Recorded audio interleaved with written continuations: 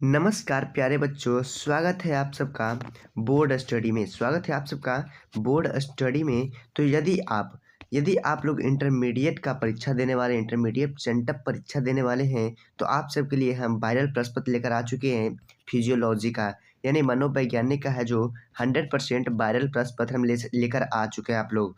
देखिए, ये जो मनोवैज्ञानिक का जो विषय कोड होने वाला है वो 324 होने वाला है दोस्तों। तो बिना कोई देरी किए हुए आपको सारी जानकारी इस वीडियो में देने वाले हैं। देखिए, सारे प्रश्नों का उत्तर हम देने वाले हैं और जो भी प्रश्न का उत्तर देंगे वो 100% सही होंगे और यह 100% वायरल प्रश्न पत्र है दोस्तों। तो चलिए बताते हैं आप सबको। देखिए, इस एग्ज़ाम को देने के लिए आपको 3 घंटा 15 मिनट का समय दिया जाएगा, जिसमें से आप सबको पूर्णांक 70 का रहेगा, यानी 70 मार्क्स का एग्ज़ाम होने वाला है आप सबको मनोवैज्ञानिक का।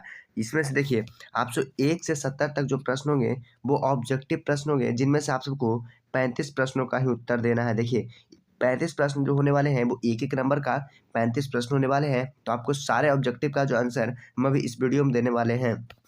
चलिए, देखिए हमारा पहला नंबर प्रश्न क्या कह रहा है दोस्तों। पहला नंबर प्रश्न कह रहा है कि ऐसे विचार या चिंता जो हास्यास्पद, बेतुका तथा स्पष्ट अर्थहीन होता है, फिर भी ऐसे होते हैं जिसे रोगी छुटकारा नहीं पा सकते हैं, उसे क्या कहते हैं?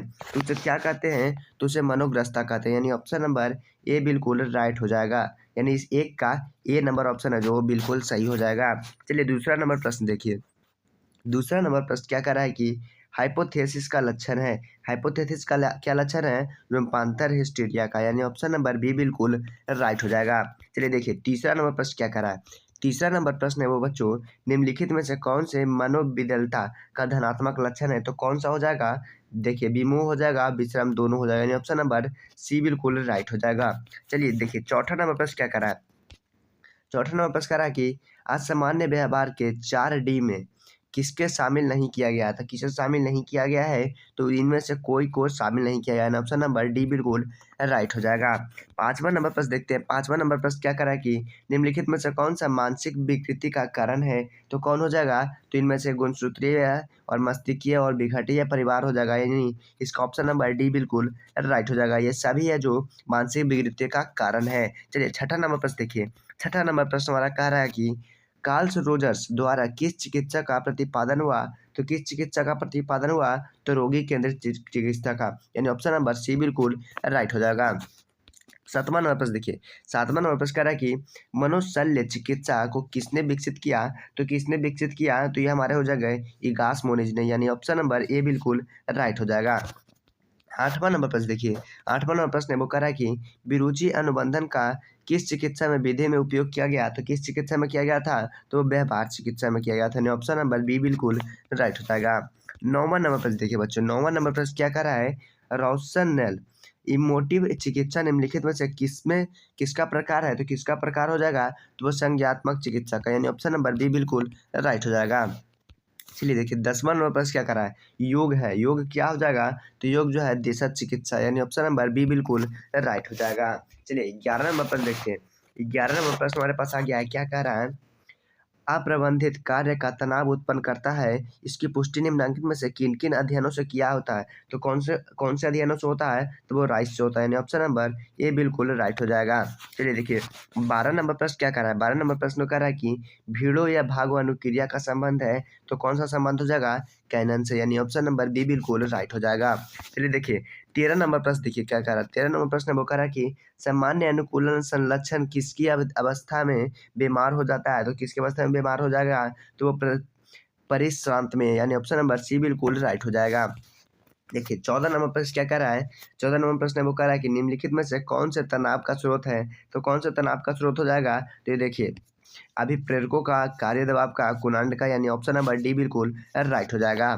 चलिए देखिए 15 नंबर प्रश्न क्या कह रहा है? 15 नंबर प्रश्न कह रहा है कि निम्नलिखित में से कौन सा त्रिविमात्मक बुद्धि सिद्धांत का बीमा नहीं है? तो कौन नहीं है? तो वो हो जाएगा स्वादिक योग्यता। यानी ऑप्शन नंबर डी बिल्कुल राइट हो जाएगा। देखिए 16 नंबर प्रश्न क्या कर रहा है? 16 नंबर प्रश्न है वो हमारे पास कह रहा है कि गार्डनर के अनुसार बुद्धि के कितने प्रकार होते हैं? तो बुद्धि के कितने प्रकार हो जाएँगे? तो वो 8 प्रकार हो जाएगा। यानी ऑप्शन नंबर ए बिल्कुल राइट हो जाएगा। देखिए इसमें जितने भी प्रश्नों का उत्तर दे रहे हैं वो 100% वायरल प्रश्न पत्र है और जो आपका बोर्ड में जो प्रश्न आने वाला है वो इन्हीं प्रश्नों में से बहुत सारे प्रश्न है वो आप सबके बोर्ड एग्जाम में मैच करेंगे। हूबहू मैच करने की गारंटी लेते हैं। देखिए 17वां नंबर प्रश्न क्या कर रहा है? 17वां प्रश्न कर रहा है कि एक बुद्धि परीक्षण में 16 साल के बच्चे का स्कोर 75 है तो उसकी मासिक आयु कितनी होगी? तो वो 12 वर्ष हो जाएगी। यानी ऑप्शन नंबर ए बिल्कुल राइट हो जाएगा। 18 नंबर प्रश्न देखिए, कह रहा है कि स्टैनफोर्ड बेन स्केल का प्रथम संशोधन वर्ष है, तो कौन सा प्रथम संशोधन वर्ष हो जाएगा? तो 1916 हो जाएगा। ऑप्शन नंबर ए बिल्कुल राइट हो जाएगा। देखिए 19 नंबर प्रश्न क्या कर रहा है? 19 नंबर प्रश्न वो कर रहा है कि दास एवं नालगिरी द्वारा प्रतिपादित बुद्धि सिद्धांत है, तो कौन हो जाएगा? तो वो हो जाएगा पाँच सिद्धांत हो जाएगा। ऑप्शन नंबर सी बिल्कुल राइट हो जाएगा। देखिए 20वां नंबर प्रश्न क्या कह रहा है? 20वां नंबर प्रश्न कह रहा है कि बहुबुद्धि सिद्धांत का प्रतिपादन किसने किया? तो किसने किया था? तो गार्डनर के ने किया था। यानी ऑप्शन नंबर ए बिल्कुल राइट हो जाएगा। 21 नंबर प्रश्न देखिए, 21 नंबर प्रश्न कह रहा है कि निम्नलिखित में से कौन सा प्रतिरक्षा का मनोरचना है? तो कौन सा हो जाएगा? तो वो हमारा हो जाएगा प्रेक्षण का हो जाएगा, अस्वीकरण का हो जाएगा, प्रतिकार निर्माण का हो जाएगा। ऑप्शन नंबर डी बिल्कुल राइट हो जाएगा। 22वां नंबर प्रश्न देखिए, 22वां नंबर प्रश्न कह रहा है कि इलेक्ट्रोमोनोग्राफी का अनुभव होता है, तो क्या हो जाएगा? तो इसका आंसर हो जाएगा लिंग प्रधान अवस्था में। ऑप्शन नंबर बी बिल्कुल राइट हो जाएगा। चलिए देखिए 23 नंबर प्रश्न क्या कर रहा है? 23 नंबर प्रश्न है वो कह रहा है कि व्यक्तित्व का आत्मा सिद्धांत किसने प्रतिपादित किया? तो किसने प्रतिपादित किया? तो वो हमारे हो जाएंगे रोजर्स ने किए थे। यानी ऑप्शन नंबर बी बिल्कुल राइट हो जाएगा। 24 नंबर प्रश्न देखिए, 24 नंबर प्रश्न है वो कह रहा है कि रोसार्ग सहस्य धाबा परीक्षण संबंधित है, तो किससे संबंधित है? तो वो हमारा हो जाएगा व्यक्तित्व से संबंधित है। यानी ऑप्शन नंबर बी बिल्कुल राइट हो जाएगा। 25 नंबर प्रश्न देखिए, 25 नंबर प्रश्न है वो कह रहा है कि निम्नलिखित में से कौन सा युग के व्यक्ति का आत्म का प्रकार है? तो कौन सा हो जाएगा? तो हमारा हो जाएगा अंतर्मुखी और बहिर्मुखी हो जाएगा। ऑप्शन नंबर सी बिल्कुल राइट हो जाएगा। 26 नंबर प्रश्न देखिए, 26 नंबर प्रश्न है वो कह रहा है कि मृत्यु मूल प्रवृत्ति का दूसरा नाम क्या हो जाएगा? तो क्या हो जाएगा? थैनाटोस हो जाएगा। ऑप्शन नंबर ए बिल्कुल राइट हो जाएगा।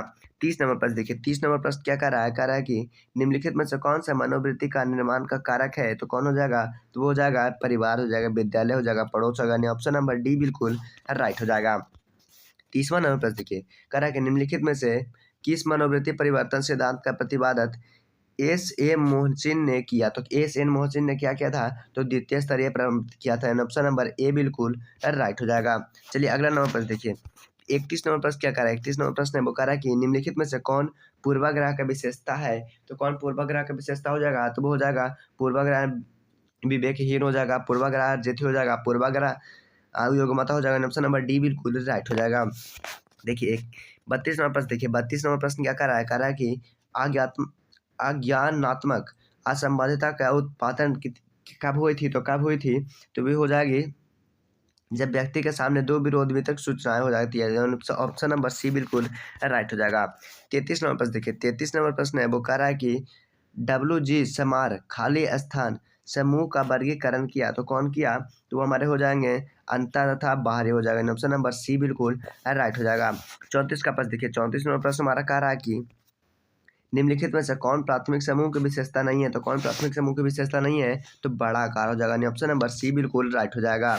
देखिए 35 नंबर प्रश्न देखिए, 35 नंबर प्रश्न क्या कर रहा है? 35 नंबर प्रश्न की ओर जाने से पहले अभी तक आप लोग चैनल को सब्सक्राइब नहीं किए तो चैनल को जल्दी से सब्सक्राइब कर दीजिएगा दोस्तों, क्योंकि जब तक आप लोग चैनल को सब्सक्राइब नहीं करेंगे हम लोग का मनोबल नहीं बढ़ेगा और आप लोगों के लिए इस तरह का क्वेश्चन नहीं लाया जाएगा। देखिए जल्दी से चैनल को सब्सक्राइब कीजिए ताकि आपका जो जितना भी बोर्ड का जो एग्जाम का तैयारी करवाया जाएगा वो बोर्ड स्टडी से ही करवाया जाएगा। देखिए BORD स्टडी से ही आप सबका एग्जाम का तैयारी करवाया जाएगा। देखिए 35 नंबर प्रश्न क्या कर रहा है? 35 नंबर प्रश्न कह रहा है कि in the minds of main पुस्तक का लेखक कौन है? तो कौन हो जाएगा? तो वो हो जाएगा गार्डन मर्फी हो जाएगा। ऑप्शन नंबर बी बिल्कुल राइट है दोस्तों। तो चैनल को जल्दी से सब्सक्राइब कीजिएगा। अगर वीडियो अच्छा लगा हो तो वीडियो को लाइक कर दीजिएगा।